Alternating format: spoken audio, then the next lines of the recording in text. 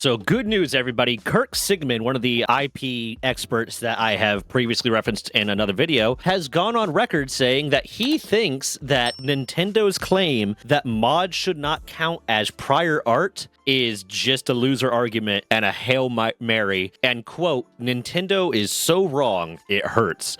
And that's really, really good news for us. And reading this article, I'm reading a Games Radar article that's discussing this. He also put out a video. I'll link that video, or he was interviewed, then they put out a video. I'll link that video in the description down below. In this interview, he says a lot of things that I'm going to go ahead and consider good news. Now, again, I'm going to reiterate, this man is an IP expert. This is his job, but him saying this does not mean it is the way that things are going to go. But it is a good kind of galvanizing point. It's a good point to make. It's motivating, it's empowering for the mission that we are on. To hear someone who's an IP expert, who has worked in this field, who has litigated in this field, say, you know what? I don't think they have a case here, and they're just dragging this out, and they're just being crazy here. Because he effectively states that there have been a lot of cases where things that aren't even video games have been used to define prior art for something that is related to a video game. He states here in the Games Radar article, it says, one previous unrelated example of this, he says, was an inter parts review, which is what we're going to be going for, a post-grant review or an inter parts review. Inter parts review is more restrictive than a post-grant review. So everything that can be used in an IPR can be used in a PGR,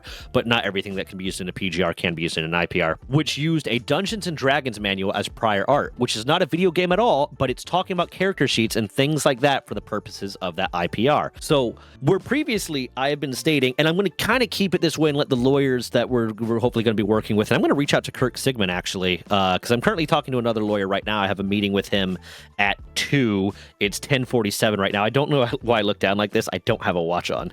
I have a meeting with the lawyer I'm currently talking to about 3 hours. I'm going to reach out to Kirk Sigmund, too, to see if he wants to get in on this. But what this is effectively saying is even stuff that is not a video game or video game related might be referenceable as prior art. I got a lot of the comments and stuff on the video, and some of them in the Google form I set up to try to find instances of prior art that were talking about things that weren't video games, that were talking about, oh, well, this is just a part of Japanese culture, or there was this anime that did this, or there was this or that, or there's all these other things that reference this. Ultraman was referenced a lot, that referenced these ideas that weren't video games. So I put them as like yellow or red in the sheet that I'm using to keep track of everything, basically saying, well, this is an interesting point. I don't know if this is as strong of a point as we want to move forward with, but now it's starting to seem like those things can be used even if it's not a video game. The fact that it has been stated that the Pokeballs are based off of the gachapon, the little, you put a quarter in, you twist the thing, and you get a little ball out of it.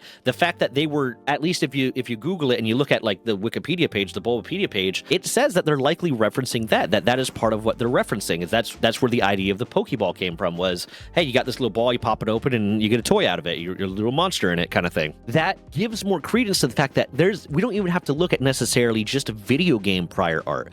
We can look at prior art that have referenced the things, that have shown the things that Pokemon is trying to say they own the rights to in video games as potential sources of prior art. He also, again, went on to talk about the fact that mods, that it's a ridiculous statement to say that mods don't count as prior art. And he kind of said some of the same things that I had previously said of, where is it? He said, furthermore, Sigmund argues that from his perspective, and again, this is from his perspective, this is not a slam dunk win, this is just an IP expert saying, having litigated this in the past, having seen the things that have been used as prior art in the past, I think that this is something that does actually count, despite what Nintendo is saying. Sigmund argues from his perspective, mods are valuable, and if you're creating a mod for a game that has certain functionality, that's all that matters.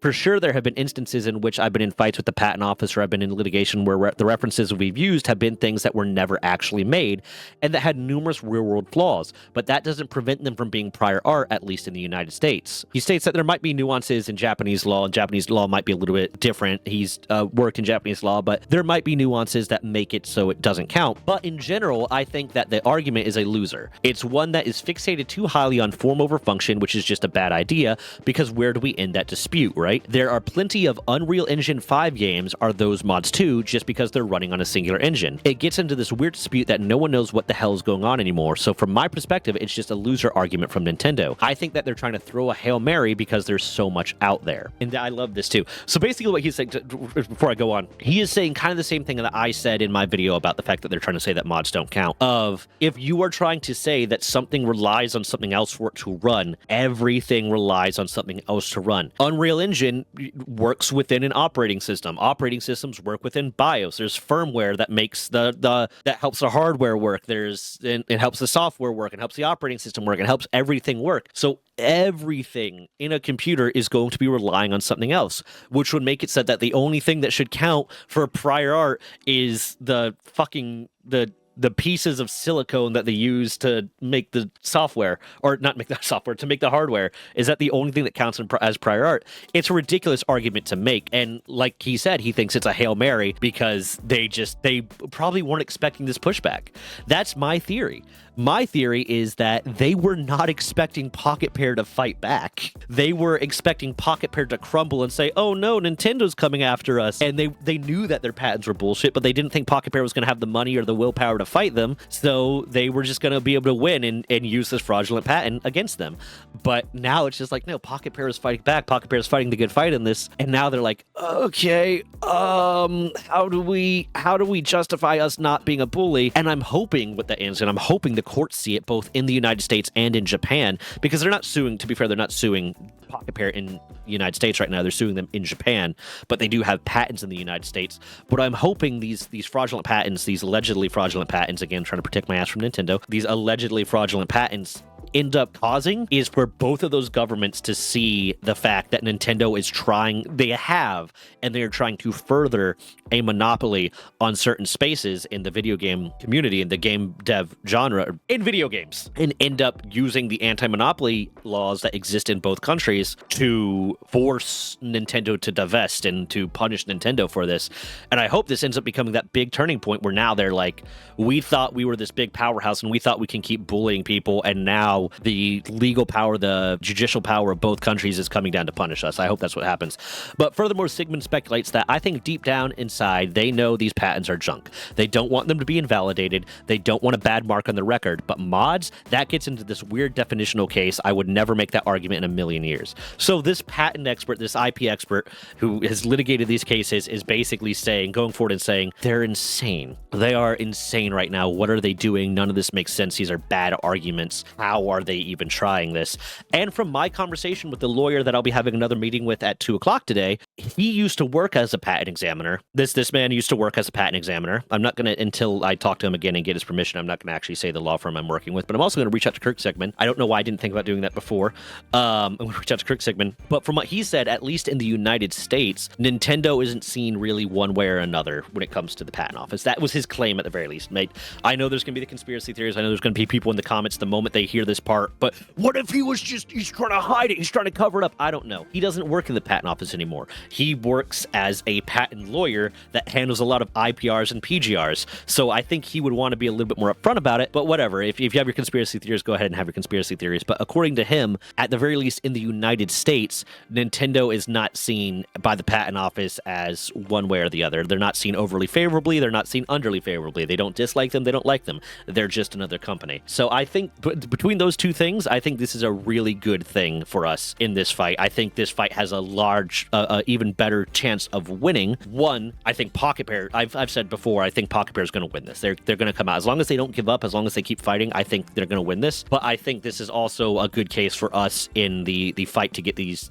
patents devalidated in the United States and invalidated in the United States, and take more legislative action and get legislators to start actually doing stuff about it, because the way that they're acting is so grotesque. And that now there are a lot of IP experts out there saying, yeah, no, these things shouldn't have existed in the first place. And I think that's really good. One of the things I would like to see, and I'll talk to the lawyer about this, is if we manage to get one of these invalidated, if we manage to go forward and get one of the patents invalidated, and then could we potentially petition the USPTO to use the same ground rounds that we got those ones invalidated on to review the other patents without having to go through the PGR IPR process again. Potentially say like, hey, we're kind of putting you on notice that these things should never gotten passed.